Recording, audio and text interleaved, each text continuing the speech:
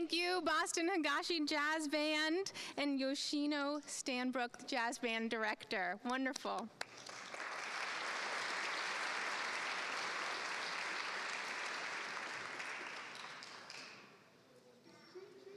We're going to hear again from the jazz band later in the program. We're going to allow them to file out now. Welcome to New England's largest celebration of 50 years of excellence in special education. I'm Elizabeth Becker. I'm the Executive Director of MAAPS, and on behalf of the MAAPS Board of Directors, it's my honor to welcome you all here today. MAAPS is the trade association representing over 160 programs throughout New England that are approved, Massachusetts-approved special education schools. Welcome to all the MAAPS members, all of which are here today. These schools provide exceptional education to exceptional students. I should know, I was one of them. Today we celebrate 50 years of IDEA, the Individuals with Disabilities Education Act, the landmark federal law based off of Massachusetts' groundbreaking Chapter 766 law, which some of you helped to shape. And we are here in Senator Ted Kennedy's Institute, and we wanted to be in this fitting location as Senator Kennedy fought for and brought us this landmark law.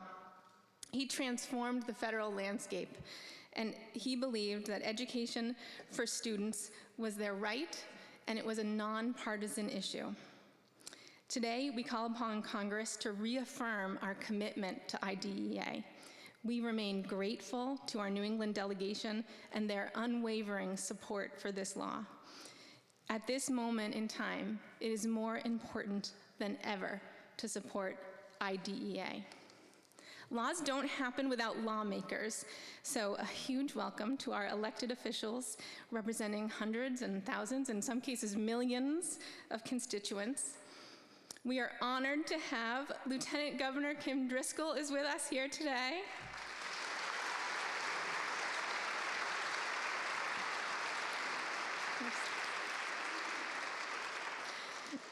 I really want to acknowledge our kind of amazing field of elected officials, so bear with me. Senator John Keenan, Senator Jamie Eldridge, Leader Alice Peisch, Chair Jay Livingstone, Representative Rob Consalvo, Representative Michelle Badger, Representative Carmen Gentile, Representative Patrick Kearney, Representative Vanna Howard, Councilor James Diuti, Representative Beal, staff from Senator Markey's office, Elizabeth Matos and Liza Hirsch from the Massachusetts Attorney General's office. And I'm sure I've missed somebody and somebody will pass me a card, which I'll appreciate. I want to also acknowledge those who could not be with us today. We had a number of members of Congress who were really excited to join all of you here in person. Maybe you saw something in the news. They've been called down to DC. Small deal. It all happened to happen today. But we really want to thank especially our IDEA Leadership Award recipients, Congresswoman Catherine Clark, Senator Susan Collins of Maine, Senator Elizabeth Warren, Senator Markey, Congresswoman Ayanna Pressley, Senator Whitehouse of Rhode Island, and Congressman Richie Neal. If you didn't get a chance, I really encourage you to look at the videos they sent in their place. They say it so well, why they support IDEA and why we all must use our voices, one voice at a time, and make sure that this law remains in place and additional funding goes forward. We also have many members of the state administration here today. We work with the state in partnership every day. So I'm so thrilled. We have Health and Human Services, Executive Office of Education, DESE, EEC, OSD, DDS, DMH, DCF, the Child Advocate, Undersecretary of HHS Mary McGowan, the longest-serving Secretary of Health and Human Services, former Secretary Mary Lou Sutters. So many of our partners are here: Jackie Brown, Janelle Roberts, Dan Shark, Eugenia, Faith, Heidi, Regina, Jamie. Thank you all so much.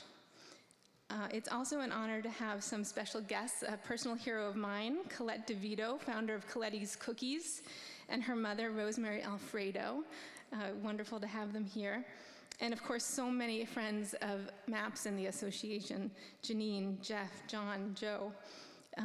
IDEA doesn't happen without students. So welcome to our students. We have so many students here.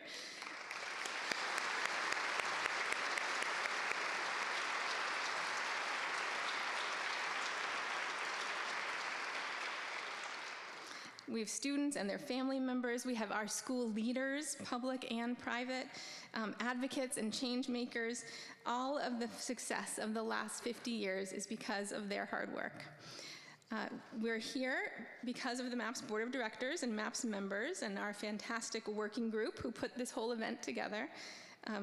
Of course, we don't get to celebrate in this amazing EMK venue with gourmet caterers without our sponsors. So thank you to our gold sponsor, Melmark, celebrating 50 years of excellence in New England, and our silver sponsor, Cardinal Cushing, opened in 1949, initially with funding from none other than the Kennedy family. Thank you to those sponsors.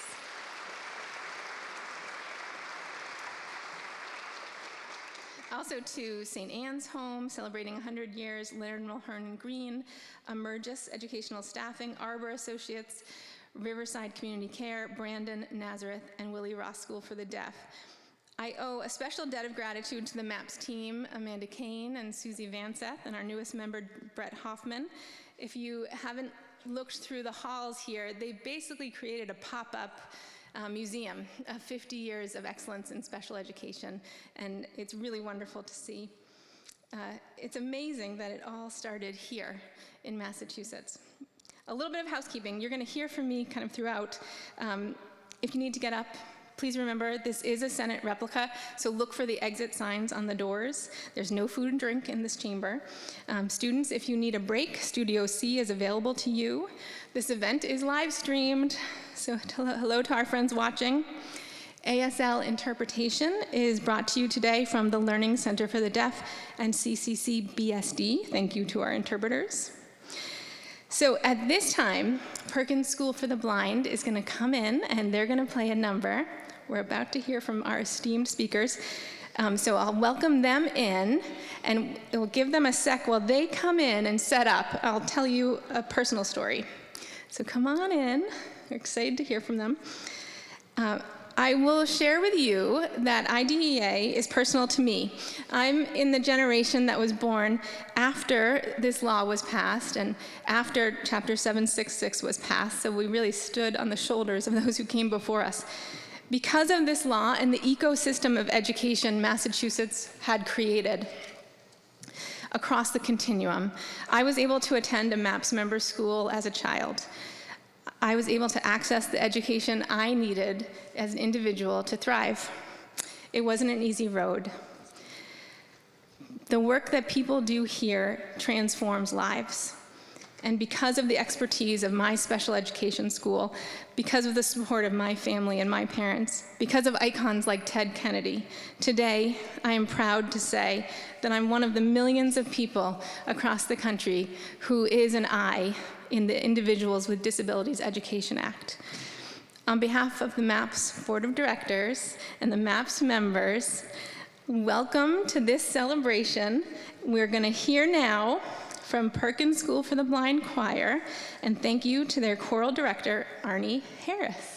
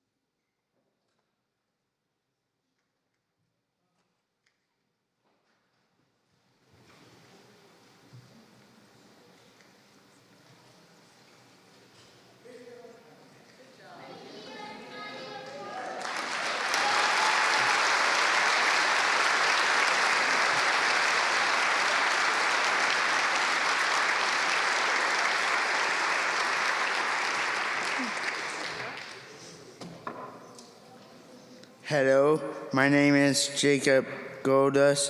I'm going to college school. My favorite thing about college school is play basketball. I'm honored to introduce you to Governor Kim Whistle.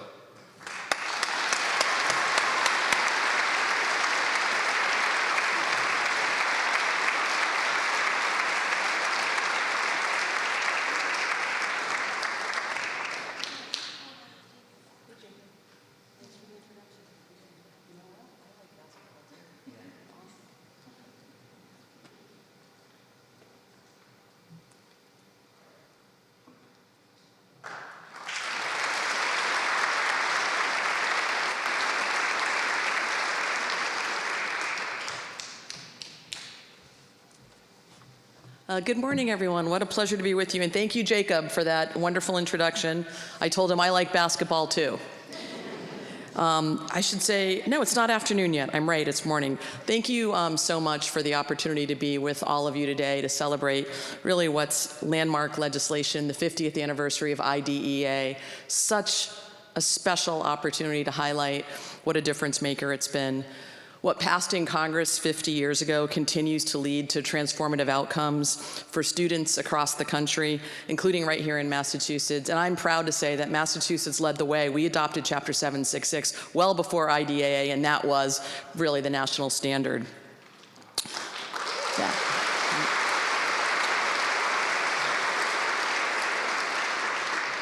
I think folks in this room know that we've always been nationwide leaders in education, and I'm so grateful to serve alongside so many legislators who help ensure that we turn policy into real action when it comes to passing budgets and appropriating laws and giving direction to ensuring that Massachusetts has the best schools in the country. Thank you to all the state legislators who are here, who we partner with every day. Special recognition to Leader Alice Peisch, who long time served as the education chair, and very much for me is the conscious of our education policy in the state. So congratulations, Alice, for your good work and your recognition here.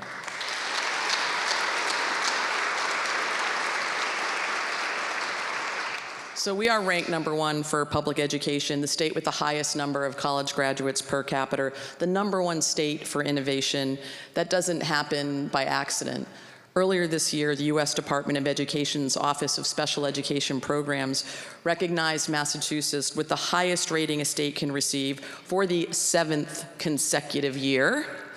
It's clear that education is one of our many calling cards, and we're incredibly proud of our leadership in this area. But IDEA changed the game 50 years ago. Think about it. Prior to that law, we had exclusionary practices. Not everyone was enabled or allowed or to be their best selves, to be educated in what we considered to be a traditional setting at that time. This law helps to ensure that all students have a chance to learn, to be their best selves, to reach the highest potential. It challenged those of us as adults to think about how we can deliver education from different models, to meet students where they are, to achieve their highest and best outcomes. It opened the door for more equitable and more specialized programs, and it made it so that all students have the potential to grow and learn. I had the good fortune to be a young mayor, or a new mayor. Yeah, I guess I was young and new, maybe, who served in Salem alongside our state senator, who at the time was Fred Berry. Some of you may know Senator Fred Berry, an individual who served for many years. He had cerebral palsy as a child, and I vividly recall him telling me stories about the special school that he was supposed to go to as a child. It was really more of an institution. And it was his mother at the time who stood up and said, no, my son's going to get an education just like everybody else. You might have to do some things differently, but he's more than capable of achieving success. I think of that often, and especially at times like now, where we're challenged by budgets and there's so much divisiveness in the ranks. We're really proud to be a state that supports education in all its forms. Through inspired leadership like those of Fred Berry, who's no longer with us, but certainly made his way forward in this Commonwealth with helping shape state policies. And it's why, as an administration, we've continued to invest in programs that further learning and committed to providing high-quality educational services to support students with disabilities, ensuring we find multiple pathways for success. The budget we're currently in included the highest ever funding for special education circuit breaker programs in districts to allow for those specialized programs and out-of-district placements, and all of the work that you are doing in educational settings across this Commonwealth, ensuring our students with disabilities have the best experiences and the best opportunities for growth and success. At a time when there's a lot of noise coming out of Washington, that's probably the most diplomatic way I can say it, I want to be clear about what we stand for here in Massachusetts. We know that diversity is our strength, that educational equality is attainable, and that a quality education is non-negotiable. We want that for all of our students.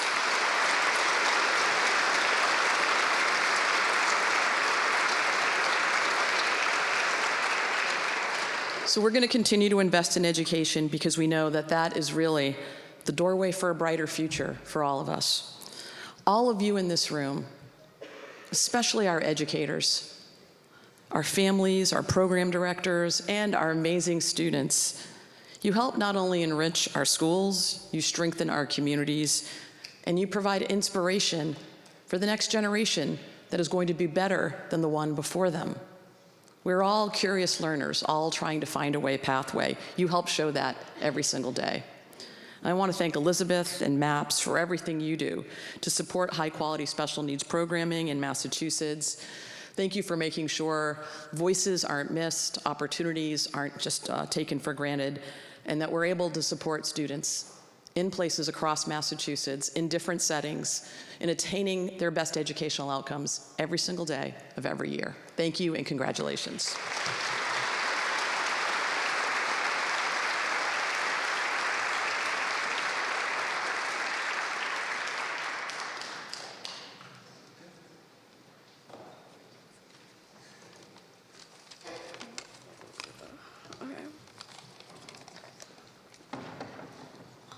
Hello, my name is Jade Verb, and I'm a student at St. Anne's Home in School in Methuen, Massachusetts. I'm very happy to be here and proud to introduce Assistant Majority Leader Alice Peisch to share her remarks.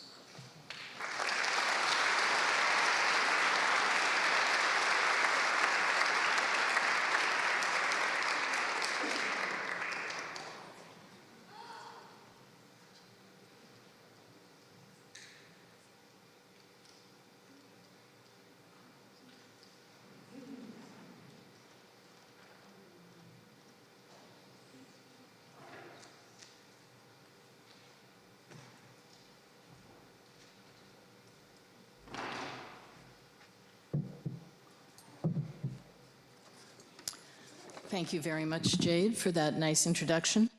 I would like to just start by saying how happy I am and honored to be here with you this morning. I will say that you will hear, I think, a theme carry from the Lieutenant Governor's remarks through mine. We are all here today to celebrate the 50th anniversary of the Individuals with Disabilities Education Act. As has already been mentioned, that act was preceded by Chapter 766 in Massachusetts. So we have a long and strong history of supporting special education in Massachusetts. And it did change public education, as has already been mentioned. It affirmed that every student, including those with disabilities, deserve access to free and appropriate public education with the supports they need to thrive. That commitment reshaped our schools and our understanding of educational equity. It was also, I was reminded yesterday when I ran into a friend in the supermarket that this is not just some theoretical goal, but it actually makes an enormous difference to real people and real students. This friend of mine mentioned that her daughter, who is now probably late 20s, and was the recipient of not just special education supports from the district, but also was a student at a MAAPS school. She now lives a totally independent life, fully employed, the type of social life that people of that age enjoy regardless. And so I think it is important to understand that this is not just about statistics and data and advocacy at the state and federal level. It's about the impact on real people, real families, real students. And to think that there was a time when individuals who were more than capable of leading independent and productive lives were shuttled off to some institution and not allowed to engage in the kinds of lives that we all now take for granted is really something that I think it's unheard of, but it was not that long ago. So I think it is important to remember that so that we never slide back to those days. I'd also like to acknowledge all of the work that MAAPS was done, which was founded to carry forward the mission of Chapter 766 in IDEA, to ensure that students with special needs receive the highest quality education and the individualized supports they deserve. Today's gathering is more than a celebration. It's a reaffirmation, a reminder of our shared responsibility to stand with families, the educators, and most importantly, the students whose rights and opportunities are at stake. The Massachusetts legislature recently acted to ensure that here in Massachusetts, those services are not at risk when we included language in our recent budget reaffirming Massachusetts' commitment to this so that regardless of what happens at the federal level, our students will continue to be served well. Together, we will make sure every child receives the education and support they deserve. We must never lose sight of our belief that every child can achieve great things when given the opportunity to succeed. And I would be remiss if I did not also acknowledge the hard work of the educators who staff the MAAPS schools and who provide additional services in our district schools.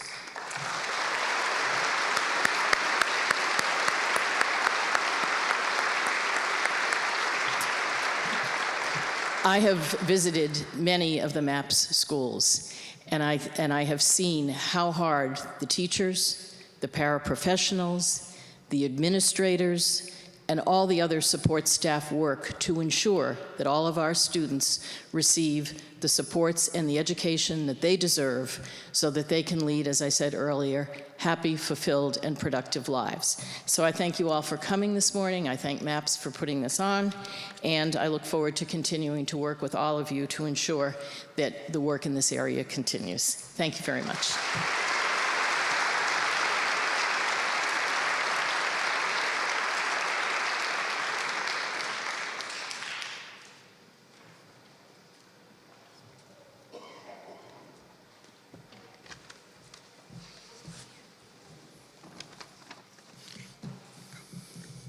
Hello, my name is Victor.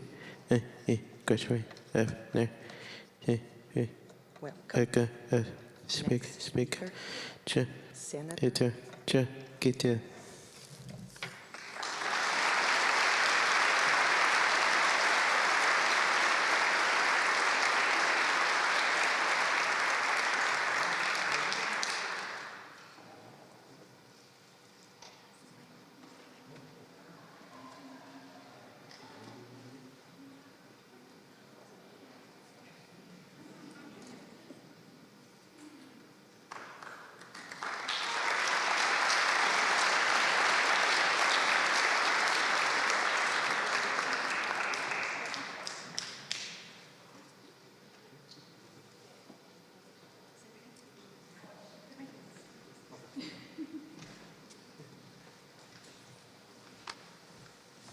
Well, good morning. It's a pleasure to be here and to bring you the greetings of the Massachusetts State Senate. My name is John Keenan, and I serve as State Senator in Norfolk and Plymouth District. I tell you, it's really nice to be here, and I'm willing to bet more good things are happening in this Senate chamber than down in Washington. And what a joy it is. So I thought I'd talk a little bit about the history of the what's become known as the Individual with Disabilities Education Act, and particularly here, Chapter 766. I started in school, in the Quincy Public Schools, at Wallaston School, in about 1970, before either one of these pieces of legislation was passed. And at Wallaston School, I remember there being some students in my kindergarten class who were at times taken out of the class, perhaps with some special instruction. One of them was named Peter. Peter lived about 3 blocks from me. Peter was in my kindergarten class, and then he was in first grade, if I recall, and into second grade. And then Peter went to a different school. So that would have been sometime around 1972, 73, perhaps even 1974. And I remember that there would be some kids in our classes that would be sent out occasionally to other places outside of Quincy, but we really weren't sure where. But as I went through elementary school, I also recall that there were some students who just struggled. And oftentimes they ended up in the back row of the classroom. The teachers worked really hard to make sure that they got the attention that they needed, to make sure that they were included, but they struggled. And at times they were disruptive. And they went through elementary school just going through, basically. Sometimes they'd be in our school, but sometimes it'd be in other classrooms within the school. They just couldn't keep up academically. And looking back now, I realize that perhaps they needed something different. Perhaps they needed something more tailored to their needs. The same went for junior high school, which would have been back in the mid-1970s. Junior high school for me back then was grades 7, 8, and 9. Some students struggled in class, and again, they were disruptive. The teachers, again, did the best that they could. And there were some teachers who did a really good job of taking the students under their wings, so to speak, giving them the extra attention that they needed. But when I was in junior high school, I recall that, again, that there were some students that were in separate classrooms at certain times of the day, but otherwise would be engaging in the regular classrooms. And back then, I knew there were students with significant disabilities, cognitive disabilities, physical, learning disabilities, and others. And those students, even though I saw them out in the neighborhood, in the community, we didn't see them in school. So I'm assuming that they went then to some of the MAAPS schools. In high school, the change was quite noticeable. It was in high school that students with disabilities were more incorporated into the learning environment. They had classrooms on the first floor, but they otherwise would eat in the cafeteria. They helped run the school store. They helped manage the athletic teams. They were out and about. But again, I remember that there were some kids that did not go to the high school who needed more than what the high school could provide. But thinking back, none of us really knew where those schools were or what those schools did. Peter, who I mentioned earlier, is one of those students who, after early elementary school, I assume, as I say, went to one of those schools. My senior year in high school, I guess, is when I think students became more aware of the idea of bringing students into classrooms, being more inclusive, making them part of the learning environment. My junior year in high school, I served as vice president of the student council, and I observed that even though we had students in our special education classes, they weren't represented on the student council. In senior year, as student council president, we went to the administration, thinking there'd be some pushback, but nonetheless asked, can we have students from those classes on the student council? Things had changed. The principal didn't hesitate. Absolutely. So they held an election. 2 students were elected, Billy and Paul. They became valued members of the student council. Billy I had known for many years because he had actually been a manager on my junior farm baseball team. They both came to the meetings, they participated, and I remember Paul in particular, whenever I would put something to a vote, he would raise his hands, point at me, and say, "You're out of order." and that was a regular occurrence during the city council. Unfortunately, as is all too common, was all too common, and still is, Billy died at a very young age. But going back to Paul, to this day, some 40 years later, if I'm walking in a parade or I'm at some sort of an event, and Paul, who now is a custodian in the Quincy Public Schools, doing a great job, as I'm walking in a parade, I will hear, "Hey, you're out of order," and we'll have a good laugh. I mention the above because I guess I have grown up alongside Chapter 766. Serving in the legislature, I have seen the real impact of the law. As Representative Pike has said, we visited so many schools, meeting the students, the educators, and the parents. That has been personally, for me, and I think for every legislator, a great, tremendous gift. What we are doing with Chapter 766 is consistent with what John Adams envisioned when he wrote our state constitution. I have a particular affinity for John Adams because I come from the city of Quincy, and his birthplace, where he wrote the draft of the Constitution, is just a short distance from my house. What we're doing is consistent with what he envisioned and what John Hancock and others felt was necessary to promote and preserve our republic. If you go back and read the McDuffie case, it's a fabulous history of education and the right to education here in the Commonwealth, and it talks about what different governors have said and legislators have said over all the years and how our laws have progressed. And in there, I can tell you what we're doing with Chapter 766 is every bit consistent with what they envisioned. What we're doing with Chapter 766 is giving our students opportunity, we're giving them hope, and we're paving paths to better futures for all our children. What we are doing is the right thing to do. Joe Sullivan, a friend of mine who was mayor of Braintree, part of the district that I represent, recalled that when he was elected mayor, he ran into Mayor Tom Menino. And Mayor Menino gave him a little bit of advice. He said, if you're looking to know what's on people's minds, don't go to a bar because people are just going to yell at you. Go to a coffee shop and have a real conversation. And he told Mayor Sullivan that there are going to be days when you're going to feel down, when everything seems to be difficult. And he said, on those days, go to the schools and see the children.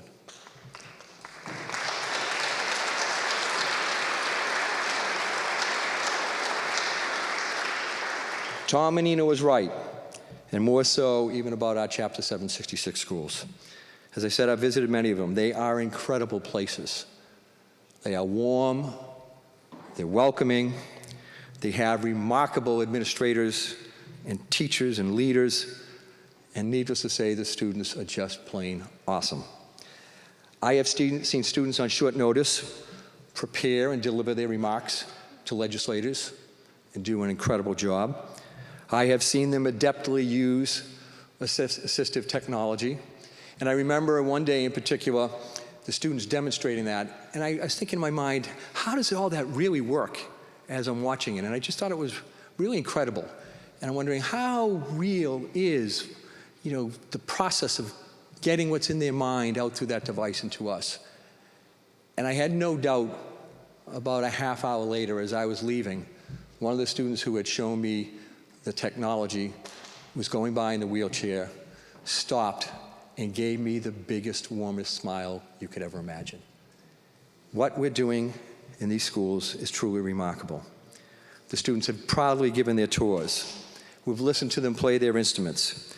And like back when I was in high school, when we had representatives for the first time on our student council, at the State House a few years back, we noticed that there weren't students from the Chapter 766 schools participating in Student Government Day. Granite Academy, which is not really in my district, it's in Weymouth, but it's right on the line, and I've developed a special relationship with them over the years. They elected somebody to go to Student Government Day at the State House. And when that student stepped forward in the well of the House of Representatives, got to the rostrum, and gave a speech, you realized that when given opportunity, young people just rise. It was a very, very moving moment. Without these schools, we would be back to the days of young kids being homebound, like the kids that I would sometimes see outside of school, but never really see them in school. We would be back to the days where some kids would never be given the opportunity to fulfill their potential. We must do whatever we can to ensure that federal and state laws protect the right to access these educational programs, that the federal government meets its financial obligation, and that the Commonwealth continue to do what it can to ensure that all students have an education that meets their needs and gives them the best opportunity to thrive. And we must always remember that the students at our Chapter 766 schools are not those students. They are our students. And quoting John Adams from his dissertation on canon and feudal law in 1765, where he expressed many of his thoughts that would ultimately become enshrined in the state constitution, he wrote, "Let us tenderly and kindly cherish, therefore, the means of knowledge." Our challenge in these difficult times is to ensure that we indeed tenderly and kindly cherish the means of knowledge for all our children. Thank you.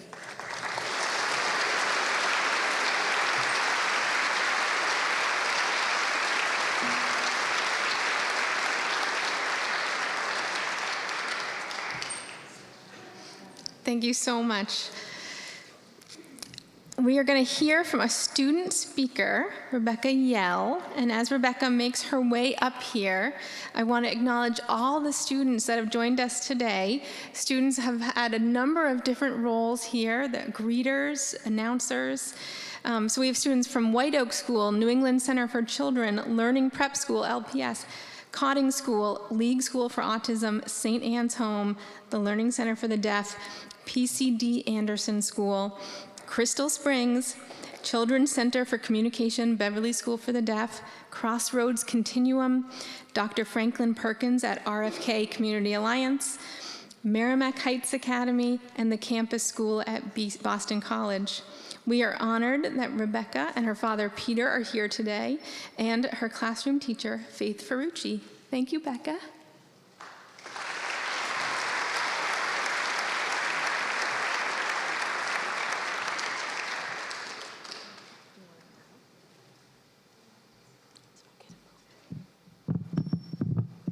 Hello. My name is Becca. I'm 20 years old. I go to school at the Christian School for Children, the Philly School, Deaf.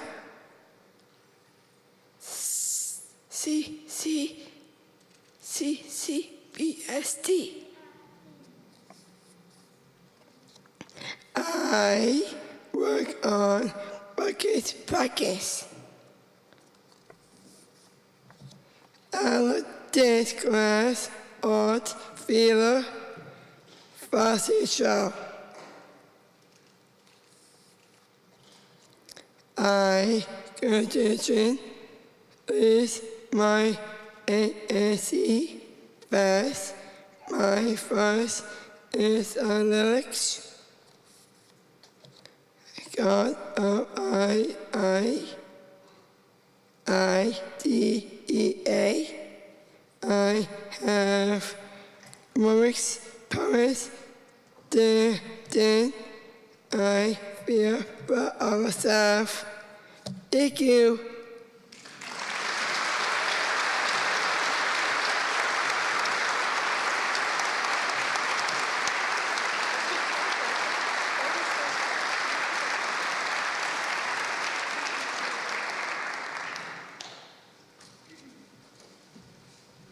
Thank you, Becca. Next, we're going to hear from a parent, and I will say every parent knows it takes a team, it takes a village, so I just want to take a quick moment to thank the team and village that put together today's event. O'Neill and Associates, Smith, Costello and Crawford, Dot Joyce Consulting, Hickey and Associates, Conventures, ASAP Media, Stapleton Florists, and our photographer, AK Photography. That's the village that put on this event. Lila Pugioni is going to give us a little bit more about her village.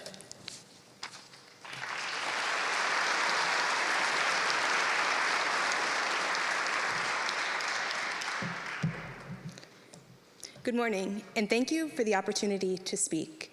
My name is Lila Pugioni, she pronounced it very well, and I am the proud parent of 4 wonderful children, one of them being my 7-year-old son, Logan. Logan is an extraordinary child. He is curious, joyful, determined, and works so hard every day to grow and learn.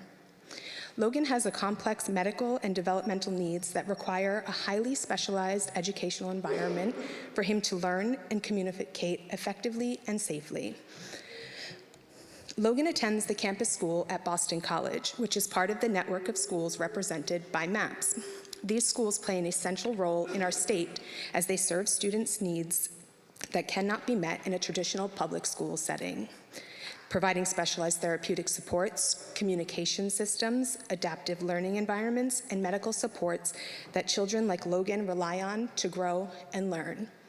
Because of IDEA, Logan has the right to an education that meets his unique needs, not a system that asks him to fit in, but one that adapts itself to him and to all children with disabilities.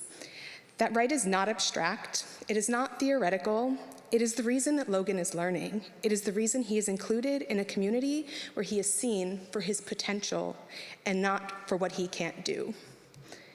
The educators, therapists, and staff who work with him do not see limits. Instead, they see possibility. They push him to his fullest potential while supporting him with compassion and skill. Their work is specialized and critical to children who require these services. At the campus school, Logan is learning to communicate in ways that honor who he is. He uses his vocal cues, his body movements, facial expressions, and most recently has been working with an AAC device. With this device, he's let us know his needs, his preferences, and has certainly exploded with his personality. To witness your child find their voice, however that voice expresses itself, is something you never forget. And that education is everything. That is dignity, and that is access. But for these rights to be meaningful, they must be supported. That means full funding. That means assuring that specialized schools have the staffing, the training, and resources necessary to complete this deeply skilled work. It means recognizing the value of these programs not as optional alternatives, but as essential components of a truly inclusive educational system. IDEA has given families like ours access to a proper education where every child has the right to learn, to communicate, to connect, and thrive. They deserve environments where they are understood and believed in. This access to specialized schools and programs is not something extra. It is not a special privilege, it is a civil right, and it is a moral responsibility that we must continue to make accessible for all.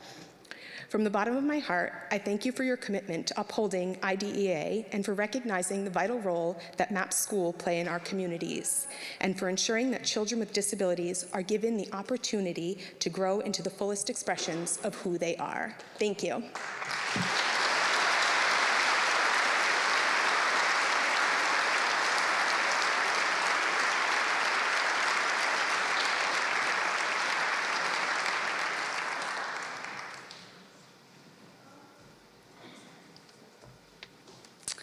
Hello, everyone. My name is Josephine Sestola. I'm 16 years old and go to White Oak School in Westfield. At this time, I would like to ask the Students' Art Award winners to the front. Now I would like to introduce Beth McGonigal, Director of Development and Communications at New England's Center for Children,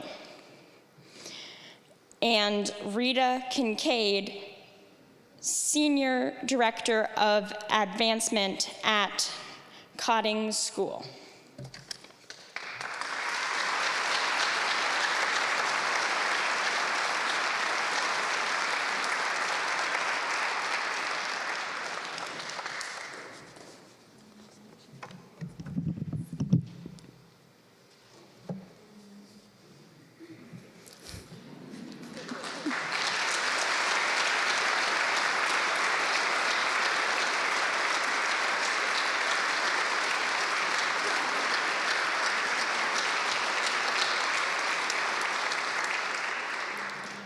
Thank you, Joe. Rita and I are here this morning on behalf of the IDEA 50th Anniversary Working Group to announce the winners of the Student Art Competition. Students of all ages and abilities from MAAPS member schools were invited to submit an original art piece on the following theme: I am the I in IDEA. IDEA recognizes that education is an individual endeavor and that special education is not a one-size-fits-all proposition. At MAAPS, we recognize that our students represent a variety of cultures, perspectives, gifts, and needs that make each individual unique. Submissions were asked to reflect the student's individuality and promote the spirit of mutual respect that is present in our MAAPS community. Media could include, but was not limited to, drawing, painting, collage, sculpture, photography, or other accessible forms that best suit each student's talents and strengths. Students were also asked to express, in their own words as appropriate, how the piece reflects their individuality. We received dozens of entries from across our member schools, all of which were displayed on the walls in the lobby during the reception and can be viewed again following today's program. Entries were judged on creativity, representation of the theme, and overall impact. We had a very hard time deciding on just one. After several rounds of review and debate, the working group decided to recognize these 4 outstanding artists.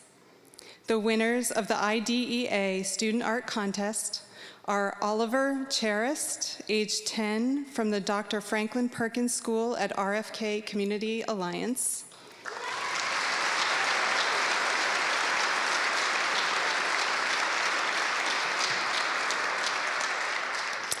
Devion Kopf, age 15, from the Merrimack Heights Academy.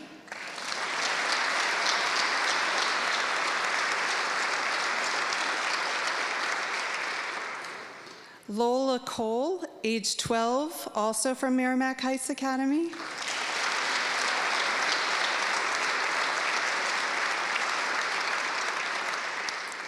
And Logan DeBrocke, age 18, from the Cotting School.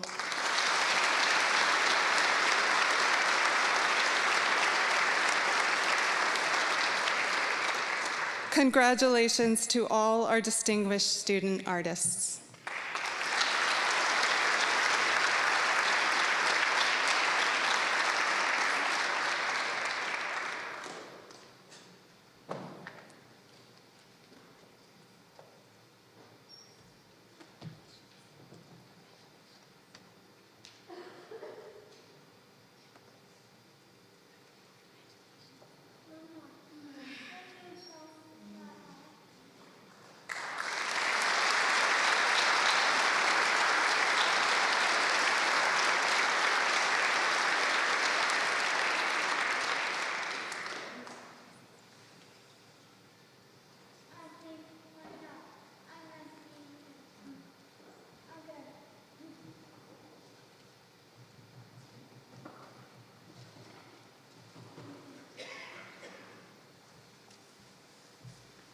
Hello, I am Sam from Learning Prep School, and I was here to announce Richard Neal, but he was not here due to going back to Washington for Congress to do the government shutdown. But we thank him for his leadership, and I am here to announce Elizabeth Beck back to the podium.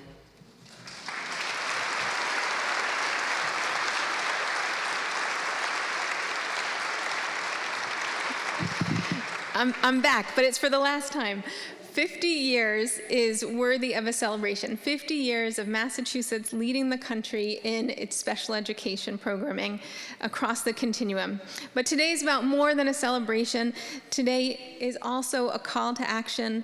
We ask that you please go to MAAPS.org, log on to the Action Network, add your voice to the many voices, millions of voices, calling for Congress to continue to support IDEA. We have a growing population of students in special education nationally and locally, and a need for a growing workforce. This is in-person, meaningful, mission-driven employment. Thank you to all of our educators who are in the room today, and you've heard from every speaker how crucial you are. Through proper funding, Congress can help incentivize employment opportunities so that students, like all of those you have seen here today, can continue to thrive. Thank you to our elected officials, members of the state administration, honored guests, our approved special education schools, most especially our students and families for joining us here today. It's our honor to celebrate all of you. Next, we're going to ask that you join us in the lobby.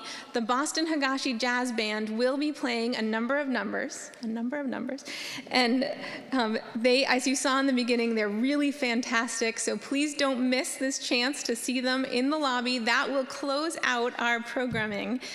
Thank you so much for joining us to celebrate this incredibly important law and the work that all of you do. Thank you.